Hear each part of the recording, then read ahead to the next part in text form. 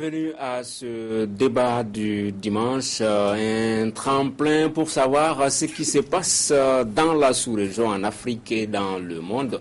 Aujourd'hui, nous allons parler d'Égypte avec les pouvoirs pharaoniques de Mohamed Morsi, les derniers développements de la situation au Mali, la guerre des chefs à l'UMP en France et la prise de Goma par le M23, des questions qui seront abordées par nos invités. Adam Thiam du journal Le Républicain, Alexis Calambri du journal Les Échos, Mohamed Kamara du journal du Mali.com et Serge Daniel, journaliste écrivain. RDC, la ville de Goma et de Saké sous contrôle du M23. L'insurrection va même jusqu'à exiger un dialogue direct avec Joseph Kabila. Ouvert ce week-end à Kampala, le sommet des chefs d'État des Grands Lacs s'est achevé sans avancée notable. Dans les rues de Saké, plus hommes qui vivent, ou presque. Juste des hommes en armes, les rebelles du M23, maîtres incontestés de la bourgade. Les rares civils restés à Saké constatent les dégâts, les stigmates des combats à l'arme lourde de jeudi dernier. Et il est explosé. Loin du champ de bataille, de l'autre côté de la frontière, en Ouganda, un sommet de la dernière chance. Tous ici sont des personnalités clés de la crise en RDC. Joseph Kabila, le président congolais.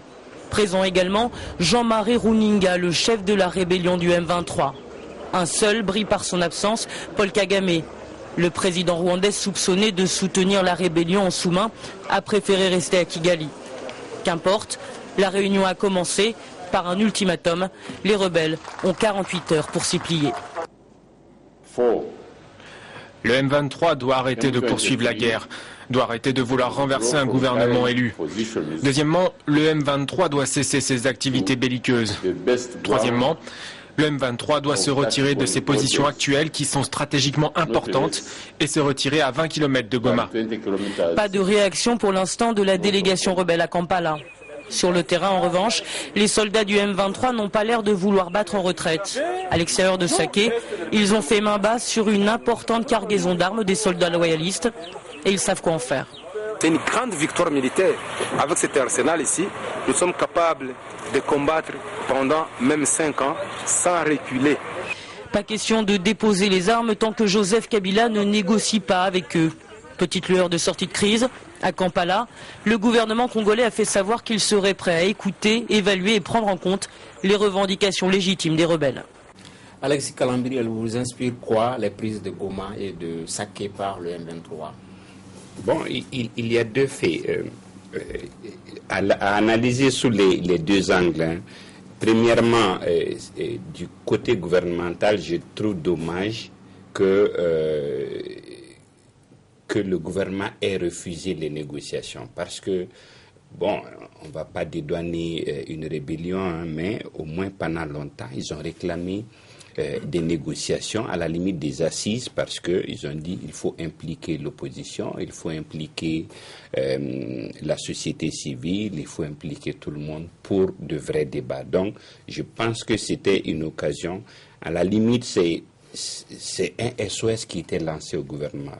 Parce qu'il n'y a pas une gouvernance, mettons-nous ensemble pour discuter, pour mettre quelque chose sur place. Bon, ça manquait.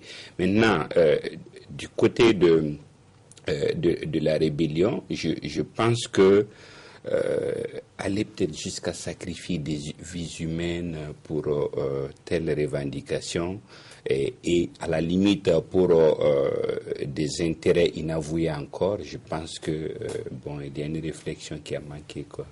Kamara, est-ce que ces victoires du M23 sont le signe d'une armée, d'un État en déliquescence, puisqu'ils étaient annoncés depuis très longtemps aux portes du Goma, finalement ils s'y sont entrés. Est-ce que c'est le signe d'une armée, d'un État en déliquescence? Oui, pour moi c'est évident, il y a un problème clair d'État au Congo, en RDC. On sait que depuis la chute de Mobutu, la débâcle de Mobutu attaquée justement par les troupes de Kabila a révélé la faiblesse de cette armée du Congo. Et je crois que ça ne s'est pas arrangé depuis que le fils Kabila est arrivé au pouvoir. Mais moi j'ai envie de relever beaucoup de similitudes avec la situation au Mali justement, parce que on a justement un vaste territoire qui est difficilement contrôlable. C'est le cas pour les deux pays. On a également un État faible, avec une légitimité discutable pour le pouvoir en place. On se rappelle des élections d'il y a quelques mois. Également une armée, on vient de le dire, mal formée, mal équipée, et qui se retire, qui fuit quasiment sans combattre, et en abandonnant les armes à l'ennemi. Et vous avez enfin, je dirais, une influence des pays voisins, qui sont... qui dans le rôle du Rwanda? Non, mais il n'y a même pas de comparaison possible. Mais tout ce que je viens de dire est comparable. On ne peut pas contester. D'accord, on va laisser Camara terminer. Juste après, Alexis va répondre. Il faut dire qui joue le rôle du Rwanda dans le cas malien. Il y a aussi une autre similitude, une rébellion sur une base ethnique. Donc, il est clair que les gens du M23 sont des Congolais d'ethnie Tutsi, ethnie qui est majoritaire dans le pays voisin qui est le Rwanda et qui a des problèmes diplomatiques, géopolitiques avec le Congo. Pour répondre à la question d'Adam Thiam, je ne sais pas, mais on peut dire que les rebelles maliens ne se seraient pas installés avec autant de facilité, incrustés avec autant de facilité, si on ne leur facilitait pas le ravitaillement, les soins lorsqu'ils sont blessés, etc.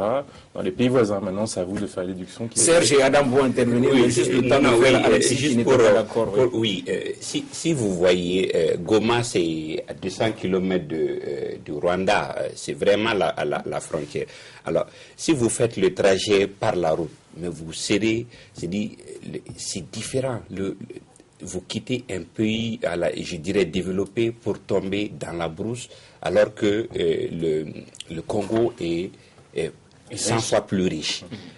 Mais le problème du Congo ne date pas de la chute de Mobutu. Le problème du Congo part de Mobutu, parce que, franchement, ce pays n'a jamais été un État. Les dirigeants ne se sont jamais souciés de créer une nation.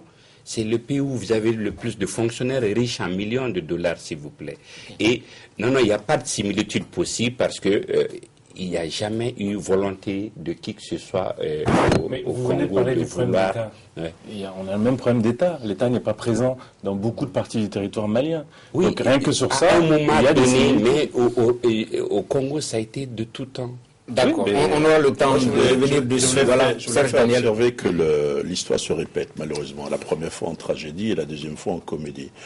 Kabila fils à l'époque était probablement plus jeune, mais déjà son père est rentré dans la capitale Kinshasa de la même manière, soutenu par les pays voisins. Le véritable problème dans cette zone, qui est valable ailleurs, ce sont les frontières. C'est-à-dire que quand vous avez les mêmes communautés le long de deux frontières, l'un des dirigeants des deux pays a toujours l'intention de s'appuyer sur une communauté pour combattre l'autre pays. Ce qui se passe aujourd'hui, disons les choses brutalement, Adam Thiam, qu'on reconnaît à peine avec ses nouvelles lunettes, parlait tout à l'heure du Rwanda. La position du Rwanda est très importante. C'est Kagame qui est derrière ce qui se passe aujourd'hui. Comme il y a 10 ans, 5 ans, il était derrière ce qui se passe aujourd'hui. Adam Thiam. Le Rwanda n'était jamais véritablement partie de la RDC. Kabila père est pas une créature, mais c'est une sous-traitance du Rwanda. Et le M23 est une dissidence de l'armée de la RDC qui elle-même était constituée par les troupes de Laurent Désiré Kabila. Et donc le problème, moi je suis d'accord un peu avec Camara, c'est-à-dire que c'est quand même étonnant que le plus grand État, l'un des États les plus riches d'Afrique, se retrouve dans cette situation sans armée et puis en train de capituler devant une rébellion assez petite. Et d'ailleurs Laurent Fabius qui même s'était un peu étonné en disant mais c'est étonnant, l'ONU a 17 000 hommes au Rwanda et le M23 est un petit mouvement, soit il y a un problème de mandat de l'ONU, un problème de mandat, soit effectivement il y a des complicités extraordinaires. Et dans le cas de la RDC, il est évident que le Rwanda est derrière. Mais ce qui est différent maintenant, c'est que ce n'est plus l'administration Clinton qui a fermé les yeux sur les exactions du Rwanda. Obama est totalement contre. D'ailleurs, il n'a jamais été en bon terme avec le Rwanda. Et vous venez d'entendre Ban Ki-moon qui a donné un ultimatum pour le MP23 de quitter. Okay. Moi, je voulais ajouter que, si vous permettez rapidement, je ne soutiens pas du tout la rébellion, mais en RDC, il y a quand même un problème de gouvernance. C'est-à-dire que Kabila fils s'est montré, permettez l'expression, je le dis brutalement, carent, insuffisant. Il n'a pas rassemblé davantage les Congolais. Je voulais quand même dire que c'est probablement également ce qui a favorisé le terreau sur lequel s'est greffé cette rébellion. Ok. Voilà. Est-ce que c'est... Oui, allez-y, Kabara. Oui, non, juste pour continuer dans le sens des comparaisons, là où il y a une différence majeure entre ce qui se passe au Congo et au Mali, c'est sur le traitement de la crise par les pays voisins et par la communauté internationale.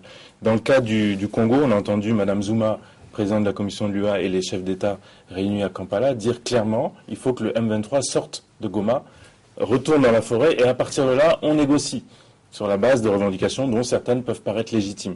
Dans le cas du Mali, on n'a jamais dit ça, on n'a jamais entendu ça. On nous demande de négocier avec des gens à qui on ne demande jamais, à aucun moment on a demandé au MNLA, en Sardine ou au Mujao, de quitter le territoire qu'ils ont conquis et qui est le territoire du Mali. Adam qui veut ajouter quelque chose. Moi, je pense qu'à la décharge de l'Union africaine, ce qu'il faut reconnaître qu'elle a fait cette fois-ci, c'est vraiment sur la rébellion malienne qu'elle a été le plus vocale. Et très très tôt, vous vous rappelez, le 21 mai, le Conseil de paix et de sécurité qui s'est réuni à Bamako, c'était très très clair. Donc c'est l'Union africaine qui était la première organisation à rejeter la déclaration d'indépendance.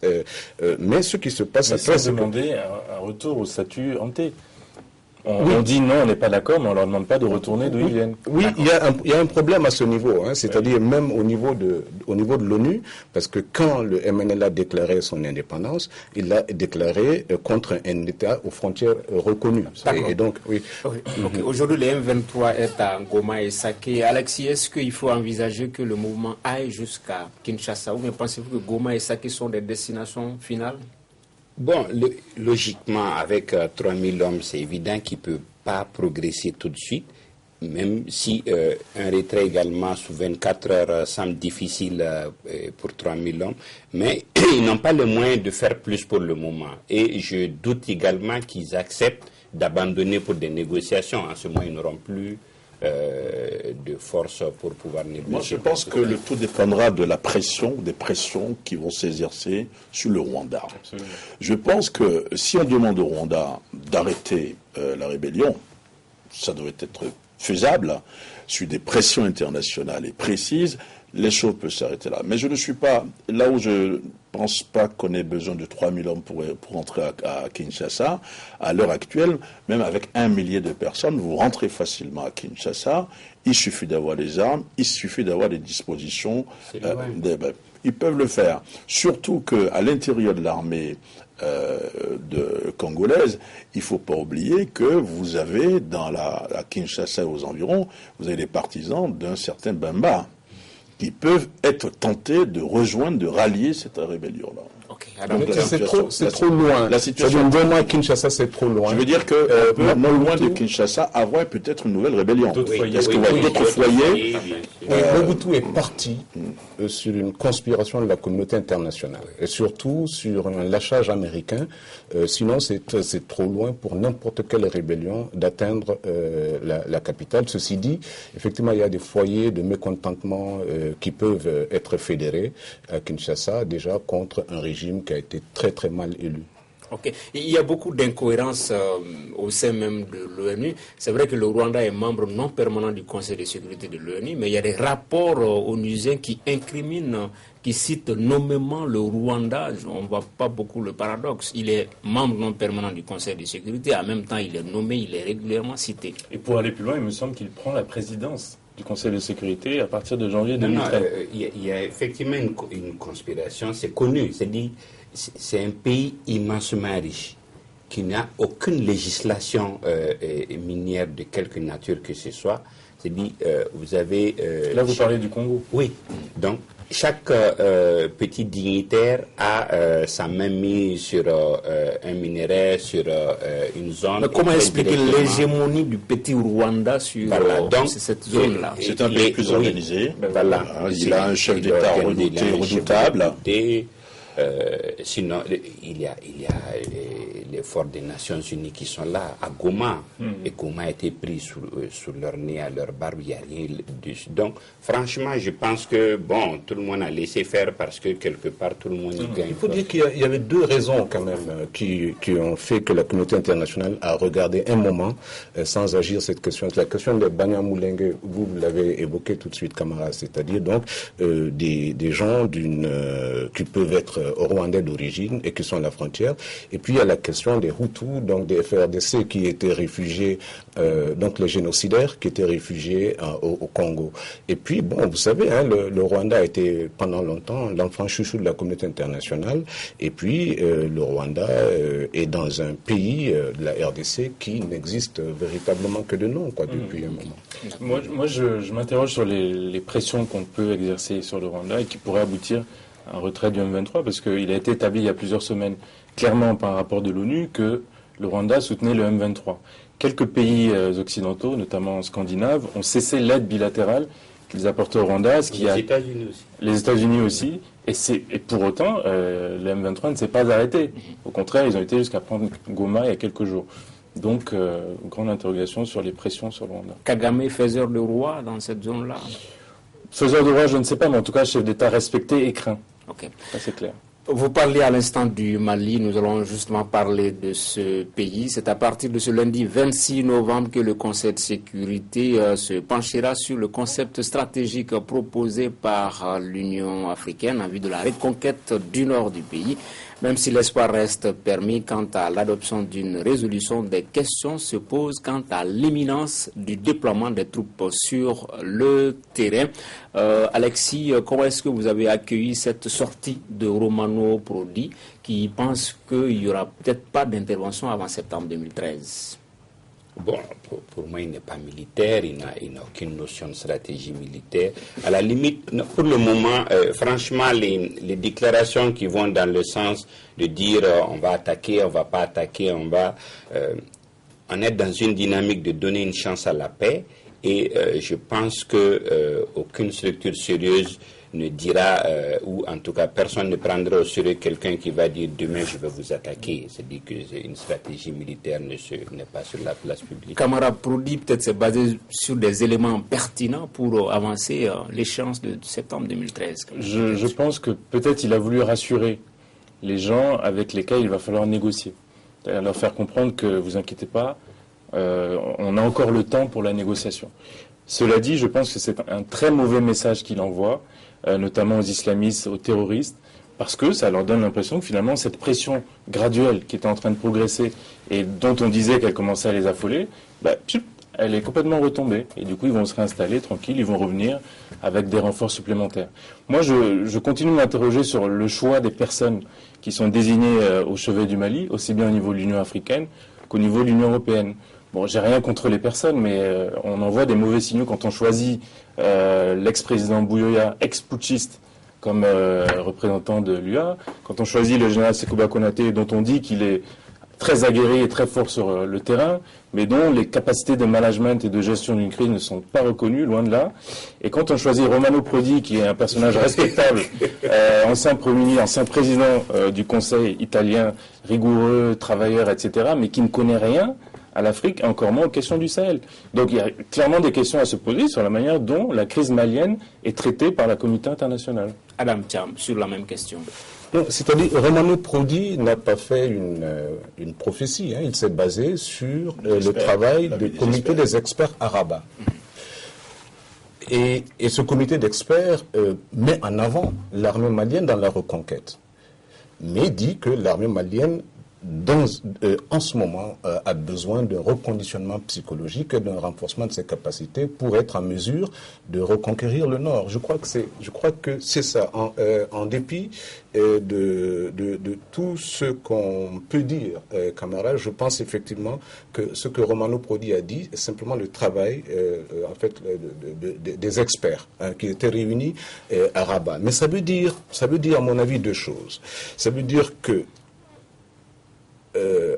hors caméra et hors oreille malienne, la question qui se pose, c'est celle de la cohésion, de la gouvernance malienne. Il est possible effectivement que ce soit un régime élu. L'armée sous un régime élu qui pilote la libération du Nord. Donc élu sans le Nord, c'est ça que vous voulez dire?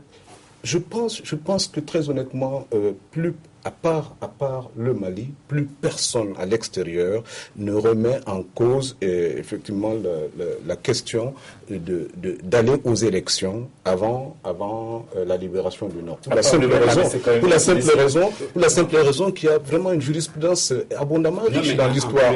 D'accord. En plus, je pense qu'il y a un agenda dans l'agenda. C'est-à-dire que les Occidentaux, à la limite, freinent pour moi, parce qu'ils veulent d'abord voir clair dans la question des otages, ils veulent pouvoir libérer les autres. Je pense la question de la gouvernance. On va laisser Serge réagir à ça.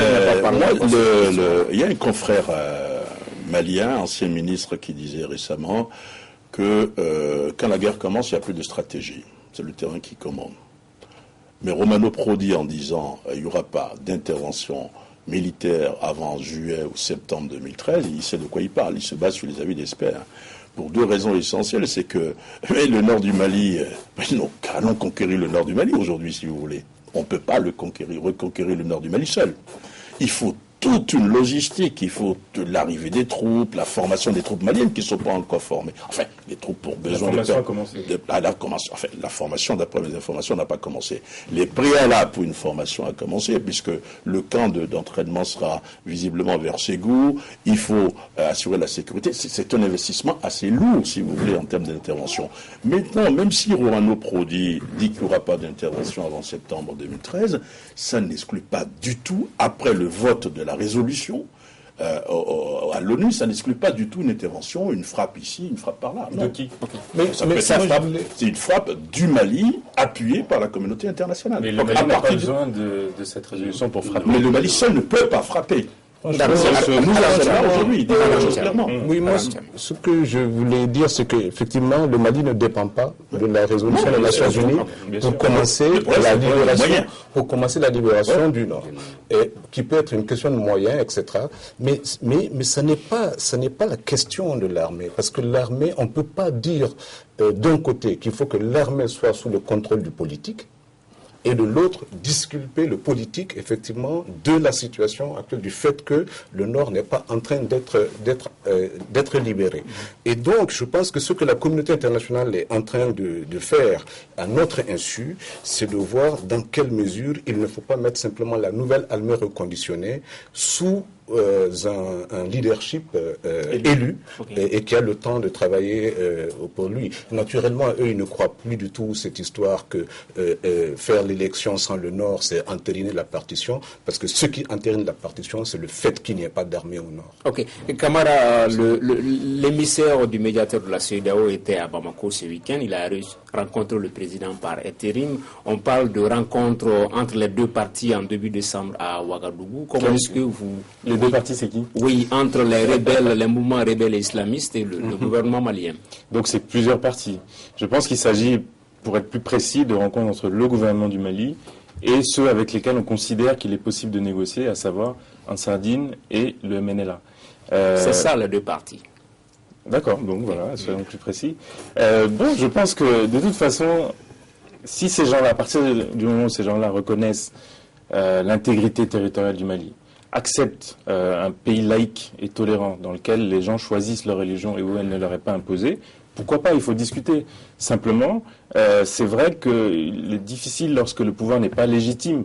On a un président qui a été imposé aux Maliens, bon, sans doute c'était le plus légitime, mais il n'a pas la légitimité, à mon avis, qu'il faut pour aller vers ce genre de négociation, dans la mesure où on risque de lâcher du lest. On risque de devoir accepter. Il coexiste avec un premier ministre. Je voulais taquiner avec Camara parce qu'il est un peu gêné quand vous abordez la question de la médiation burkinabé. Parce que ici, tu disais que la médiation burkinabé a été soufflée, s'essoufflait. On se rend compte. Tu l'as dit aussi. Non, je savais. J'ai dit qu'elle ne s'essoufflait. Non, elle s'essouffle. Non. Alex, c'était moi. Je dis mais non, que le Burkina, la médiation burkinabé, ne se souffle pas du tout, et que bientôt, il y allait avoir une autre nouvelle rencontre en Sardine, et Menela à Ouaga, ce qui s'est passé. Alors, quand tu patauges un peu, c'est vrai que tu... Non, absolument. Moi, donc, le Burkina tient l'accord. Non. Les choses... Comment vous allez réagir? Le MNLA était récemment à Paris. Vous avez entendu... Vous avez constaté comme moi un changement radical de politique en France, contrairement au gouvernement Sarkozy. Il a été dit au MNLA, au Quai d'Orsay, au ministère des Affaires étrangères, renoncer à l'indépendance, renoncer à l'autodétermination. Donc, à mon avis, les choses avancent. Alexis Kalambri, comment vous allez réagir? Non, pour ajouter un peu, un troisième point à ajouter à ce que Camara dit, c'est la question de la justice. Parce que ça aussi, c'est pas négocié. C'est-à-dire que ceux qui ont fauté payent. Donc, ça, c'est un préalable parmi avant la discussion.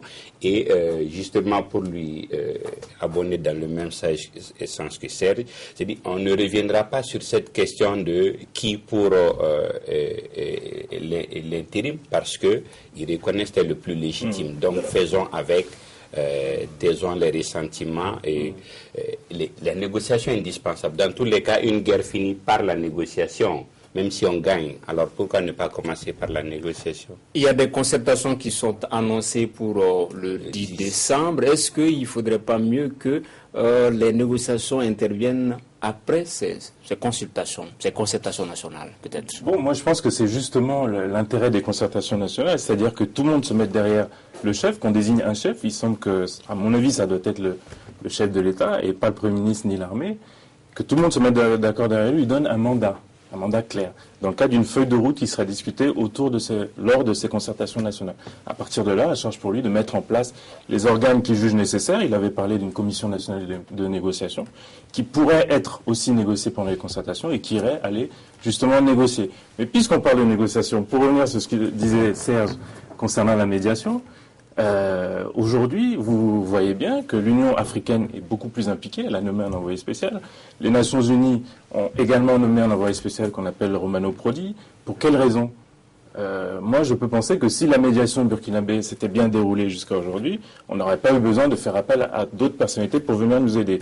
Et il faut reconnaître, si on est honnête, qu'il y a quand même une défiance de plus en plus grande au sein des différentes structures au Mali envers cette médiation-là. Je ne dis pas qu'il faut la récuser, parce qu'elle a quand même joué un rôle positif lorsqu'elle a permis un retour à, entre guillemets, l'ordre constitutionnel. Mais il y a eu... Avouez que vous êtes anti-burkinabé. Absolument pas. Non, je termine. Donc cette médiation n'est pas récusable. Elle a déjà engagé des choses, qu'elle les poursuive, mais on lui adjoint d'autres médiations, Union africaine et Nations Unies, pour l'équilibrer. Ensuite, ce sera le temps que le Mali lui-même prenne en charge les négociations qu'il faut mener. Il fallait peut-être entendre par anti-médiation burkinabé. Et non, je le salue. Je veux juste dire anti-médiation burkinabé. Je préfère qu'il y ait d'autres gens et qu'on ne soit pas dans un tête-à-tête avec un seul État. Je arrache la parole à Adam. Ce que je souhaitais dire quand même, c'est que sur le plan local, c'est quand même un vide sidéral sur le plan polique. Ibeka, Ibrahim Boubacar Keïta, Soumeïla Sissé, Moutagata, etc., on ne les entend pas sur le jeu politique actuel, si vous voulez. Il n'y a pas un discours, c'est pas audible. Pourtant, ils ont des militants, ce sont des acteurs très importants, ce sont des grands cylindrés, mais on ne les entend pas. Et ça, c'est quelque chose que moi j'ai envie de regarder.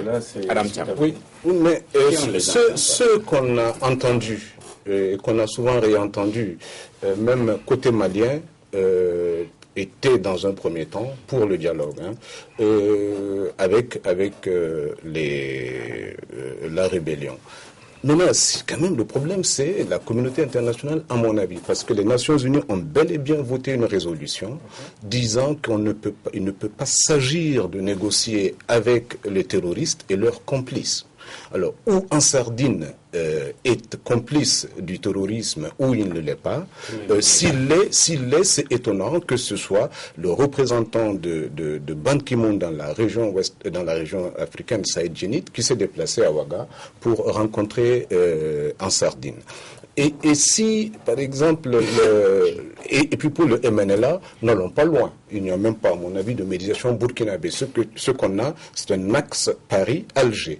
L'axe Alger, c'est négocier avec avec en Sardine, l'axe Paris, c'est négocier avec le MNLA. Et je pense que c'est ce que le Burkina est en train de faire. Et c'est vrai, au grand détriment de beaucoup de Maliens. Mais le fait est très simple.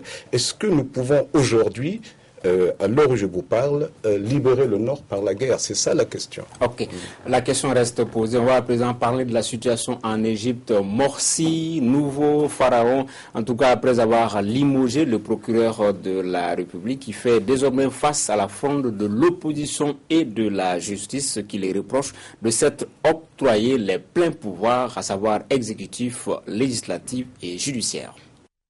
Le bras levé, il demande des comptes au président. Dans l'Assemblée, une foule de magistrats, la plus haute autorité judiciaire d'Égypte, le Conseil suprême de la justice, s'est réuni au grand complet. Au micro, le puissant procureur général Abdelmegid Mahmoud, limogé jeudi par le président. Il dénonce une attaque sans précédent contre l'indépendance du pouvoir judiciaire et exige qu'elle soit respectée.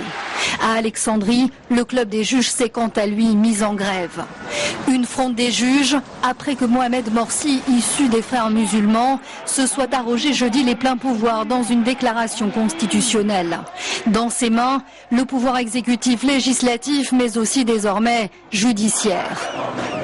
Ce samedi encore dans les rues du Caire, des Égyptiens désabusés, beaucoup de jeunes en embuscade face à la police anti-émeute, postés sur le toit des immeubles. Au jet de pierres distiles, les forces de l'ordre répondent à coups de gaz lacrymogène. On est là parce que les objectifs de la révolution ne sont pas encore atteints. Ce qui se passe ici, c'est la mort. Ils sont en train de nous tuer à coups de gaz. Nous, les révolutionnaires, on s'accorde sur 3 demandes. Nettoyer complètement le ministère de l'Intérieur, évincer le Premier ministre et dissoudre l'Assemblée constituante.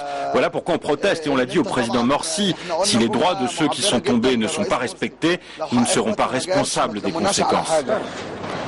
La place Tahrir, au lieu de la révolution, a repris des allures de place forte de la contestation. Pour les Égyptiens, pas question de laisser passer les grandes manœuvres de leur président.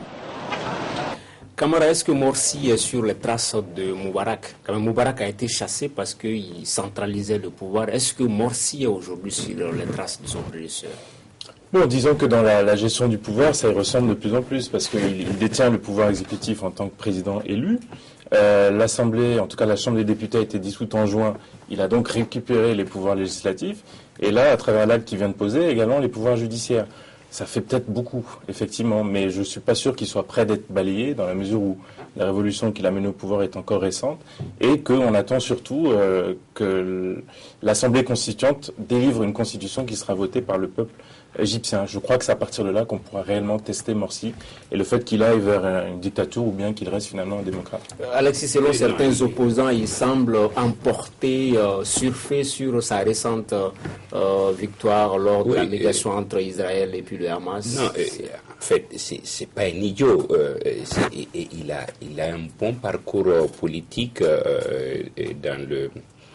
parmi les frères musulmans. Non, ce que je veux dire, c'est que tout ce qu'il pose là, c'est des actes calculés. Bon, si on le laisse faire, c'est un dictateur qui est en train de se mettre en place. Je pense qu'il fait de façon délibérée de poser des actes successifs pour finir par concentrer en ses mains tous ses pouvoirs.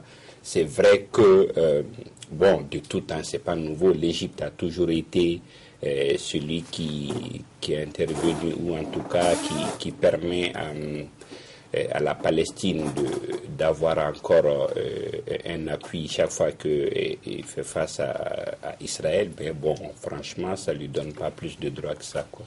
Il est surprenant, ce président, parce que vous vous souvenez, quand on faisait les premiers commentaires ici, c'était de dire à l'époque, est-ce qu'il pourrait éviter la chape de plomb qu'est l'armée, etc.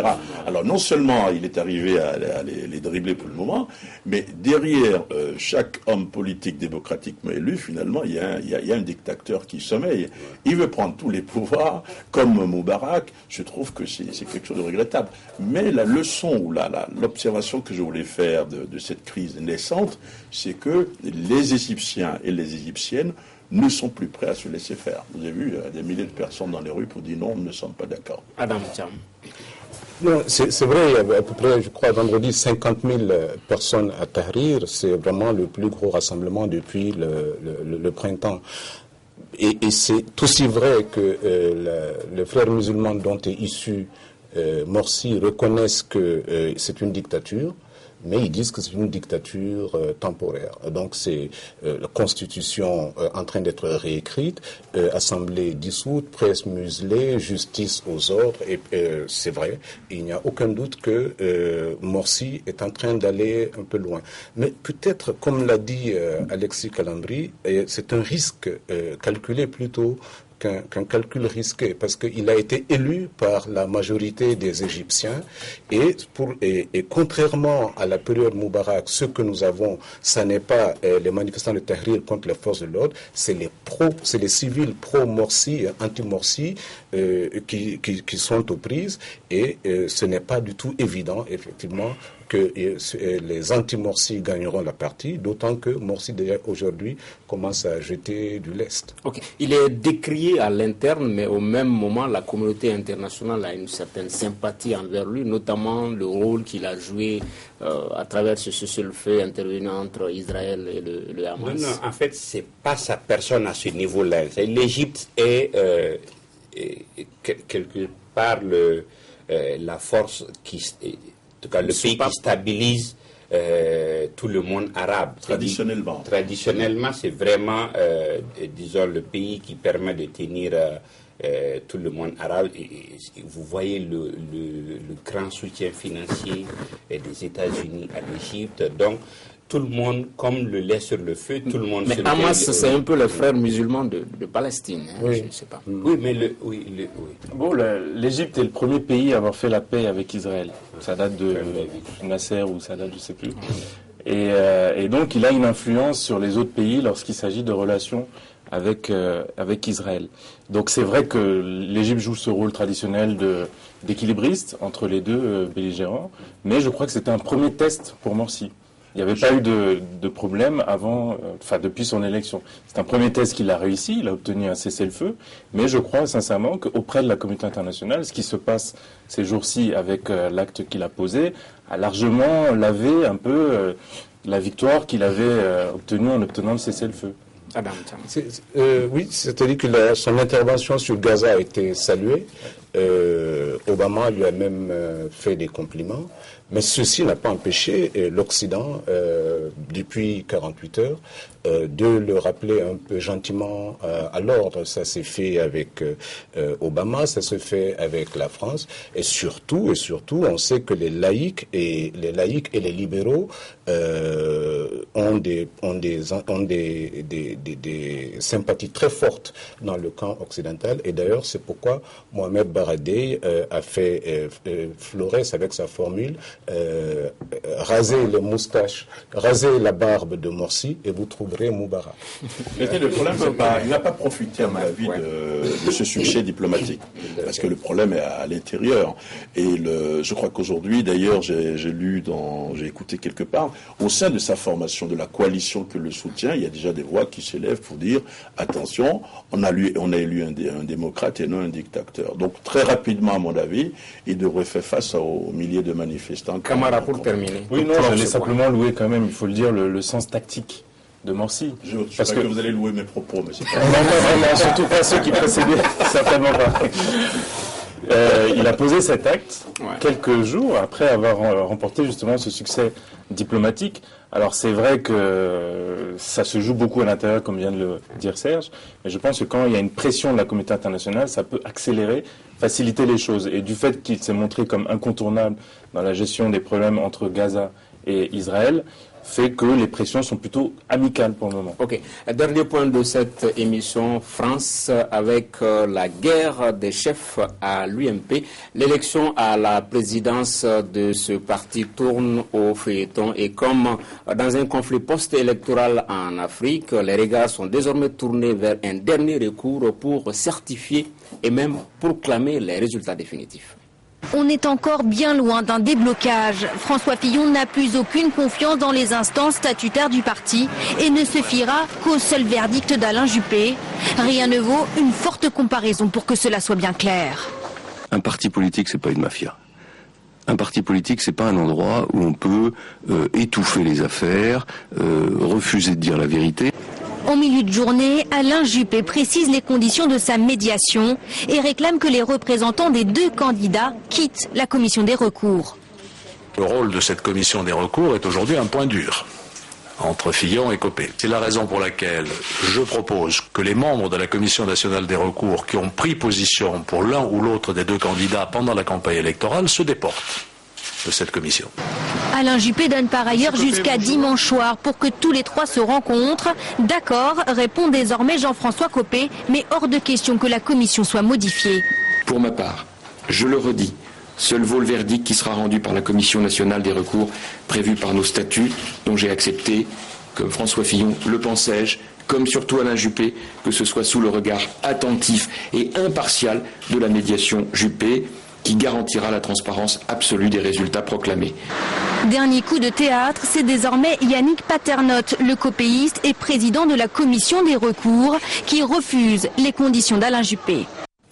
Adam Thiam, on a l'impression que c'est une version un peu hexagonale de la crise post-électorale Ado Gbagbo ou bien Raila Ondinga, Mwai Kibaki, même si ce n'est pas une élection présidentielle. Oui, c'est effectivement Fillon Odinga contre Jean-François Kibaki. C'est une partie, c'est vraiment surréaliste. On n'aurait pas cru cela possible en France. Non pas l'erreur ou la triche, mais que les deux protagonistes se braquent comme ça. Et surtout Jean-François Copé, parce que tout à l'heure j'ai entendu sur la radio que il n'est pas loin de jeter l'éponge lui aussi, Juppé. Et donc je pense qu'ils vont recourir à Schäuble. Moi, ce qui m'agace un peu, c'est quand vous dites c'est un feuilleton comme à l'africaine. Non, c'est un feuilleton à la française. Ça peut exister en France, ça exister aux États-Unis. Voilà, le problème, c'est un problème de pouvoir entre deux hommes.